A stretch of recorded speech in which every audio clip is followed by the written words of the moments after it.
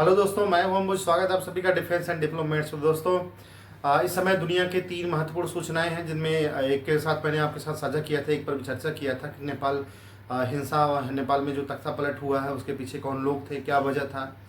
लेकिन अभी कुछ उसके पहले भी एक घटना और घटी थी। घटना ये थी कि इसराइल ने कतर पे एक हमला किया था। कतर की राजधानी दोहा दोहा में एक होटल में हमास के कुछ लीडर थे जो बैठ के मीटिंग कर रहे थे, उस पर अचानक से हमला कर दिया है। तो इसका कतर ने बड़ा विरोध किया, अमेरिका ने इस पर अफसोस जाहिर किया और इसराइल कहता है कि हम हमास के नेताओं को दुनिया में किसी भी कोने पे नहीं छोड़ेंगे, उनको मारेंगे। वो जो देश उनको शरण देगा उस देश में हम घुस के मारेंगे। अगर किसी देश को अपनी सॉवरेंटी की सुरक्षा करनी है, अपना मान सम्मान बनाए रखना है, तो वो इनको शरण देना बंद करे। मतलब नेगोशिएशन के लायक हम नहीं छोड़ेंगे हमास को। इसका मतलब ये है कि इसराइल कह रहा है कि वो गाज़ा पट्टी पे पूरा कब्जा चाहता है, इस पर किसी तरह का कोई दखलंदाजी नहीं चाहता है और इसमें दुनिया का कोई ताकत दखलंदाजी नहीं करना चाहता है। अगर ऐसी स्थिति होती तो ईरान अब तक और कुछ किया होता, लेकिन ईरान भी पिछले 10-15 दिनों से चुप बैठा है। कतर ने इस बात का विरोध किया कि आपने हमारे सॉवरेंटी को भंग करते हुए हमारे देश में हमला किया है, लेकिन ये सिर्फ दिखावा है। दोस्तों, एक बात एकदम क्लियर है, जहां ये हमला हुआ है वहां से 35-40 किलोमीटर की दूरी पे अमेरिका का एयरबेस है। थोड़ी ही दूर पे राजधानी दोहा है। कतर के पास भी अच्छा एयर डिफेंस सिस्टम है, जिसके रडार अच्छे हैं। थर्ड व्यवस्था शायद उसके पास है। अमेरिका के वहाँ एयर डिफेंस सिस्टम है। दोनों को पता होगा कि कोई फ्लाइंग ऑब्जेक्ट आ रहा है। इसके अलावा जॉर्डन, उसको भी पता रहा होगा कोई फ्लाइंग ऑब्जेक्ट उसके ऊपर से जा रहा है। तो यानी कि दुनिया के कई सारे देश, यानी अमेरिका, इसराइल और कतर, ये तीनों जानते थे कि ऑपरेशन होने वाला है और इस बात को उन्होंने जो है गोपनीय रखा और कतर झूठा दिखावा कर रहा है कि अरे हमारे सॉवरेंटी को आपने किल कर दिया। असल में कतर खुद चाहता था कि ये निपट जाए, क्योंकि कतर एक मध्यस्थता करने वाला देश के रूप में जाना जाने लगा था। लेकिन वो मध्यस्थता किसके लिए कर रहा था? इस्लामिक वर्ल्ड के लिए कर रहा था। लेकिन अगर वही इस्लामिक वर्ल्ड उसके लिए समस्या बन जाए तो क्या करेगा? कतर के भी कहने पे हमास नहीं मान रहा है, उसके इसराइल के जो हॉस्टेजेस हैं उनको नहीं छोड़ रहा है। तो ऐसी स्थिति में इसराइल किसी भी स्थिति में हमास के जो लीडर हैं, हमास के जो लड़ाके, उनको तो नहीं छोड़ने वाला है। तो दोस्तों, कतर भी बीच में कब तक पिसेगा, इसलिए कतर ने हाथ खड़े कर दिए होंगे कि भाई यहाँ होटल है, यहाँ मीटिंग है, आप देख लो। तो ये एक मसला रहा। दूसरा मसला ये है दोस्तों कि रूस लगातार यूक्रेन पे हमले किए जा रहा है। यूक्रेन से आगे बढ़कर के अब यूक्रेन के जो पीछे पड़ोसी देश हैं, जैसे पोलैंड वगैरह, उनको भी चमका धमका रहा है। वो सिर्फ, मैं नहीं कहता कि वो पोलैंड पे हमला करना चाह रहा है। अभी कुछ दिन पहले पोलैंड पे रूस के जो ड्रोन है वो पकड़े गए थे, वो मार गिराए गए थे। यानी कि पोलैंड पे बाकायदा रूस के ड्रोन ने अटैक किया था। तो इसका ये मतलब है कि रूस जो है अपने इस हमले से, अपने इस कार्य से यूरोपीय यूनियन को चेतावनी दे रहा है कि अगर आप आगे बढ़े तो हम आपके लिए भी ठीक नहीं होगा, हम देख लेंगे। क्यों मैं ऐसा क्यों कह रहा हूँ? क्योंकि ये पोलैंड ही है जो रूस और जो यूरोपीय यूनियन है उनके बीच की दीवार है। बफर जोन के रूप में तो वो यूक्रेन को समझते थे, लेकिन जो दीवार है ना, वो पोलैंड ही है। सेकेंड वर्ल्ड वॉर के टाइम भी पोलैंड को बराबर यूज किया गया था और इस टाइम भी पोलैंड को ही बराबर यूज किया जाएगा। पोलैंड ने आर्टिकल 4 अप्लाई किया है जो नाटो में के कॉन्स्टिट्यूशन का है, ठीक है।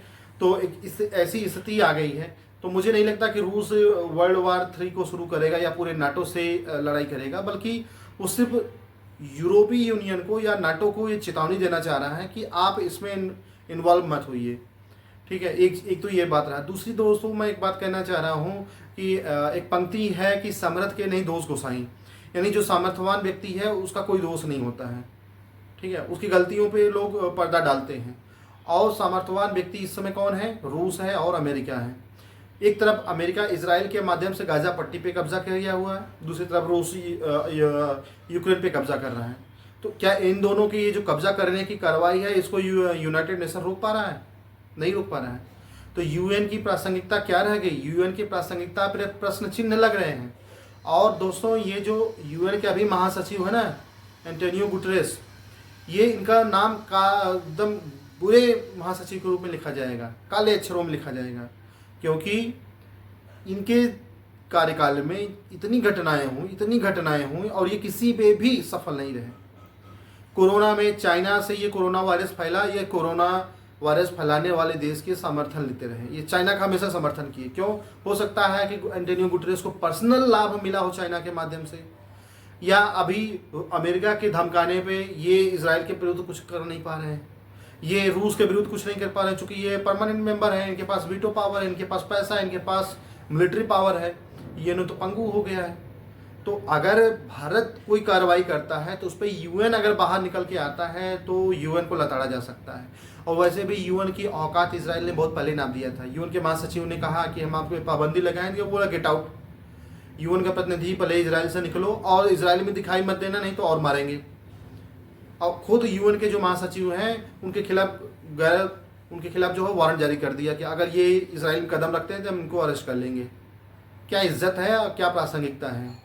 ये जो तैयारी करने वाले हमारे दोस्त हैं उनके लिए बड़ा महत्वपूर्ण विषय है। इस पर हम गहन अध्ययन करेंगे, किसी दिन लंबा सेशन करेंगे और पूरे डिटेल के साथ निकालेंगे किस तरह से 21वीं शताब्दी में लगातार यूनाइटेड नेशन की जो प्रासंगिकता है, उसके जो रिलेवेंस है वो कम होते जा रहे हैं, उसके जो इंपॉर्टेंस है वो कम होते जा रहे हैं, उसके पावर कम होते जा रहे हैं। चाहे वो अफगानिस्तान पे हमला हो, चाहे वो इराक पे हमला हो, चाहे वो आतंकवाद के नाम पे, चाहे वो प्रॉक्सी वार के नाम पे भारत पे किया गया हमला हो, या इजराइल ने जो हमास पे हमला किया, या रूस ने जो यूक्रेन पे हमला किया, या अजरबैजान ने जो आर्मेनिया पे हमला किया।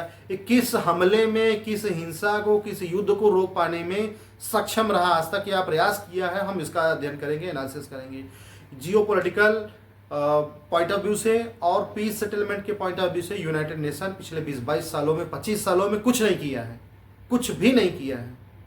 बिल्कुल एक वफादार जानवर की तरह है। चूंकि बड़े लोग इसमें शामिल हैं, वो बोटियां फेंक रहे हैं और ये खा के चुप बैठा है।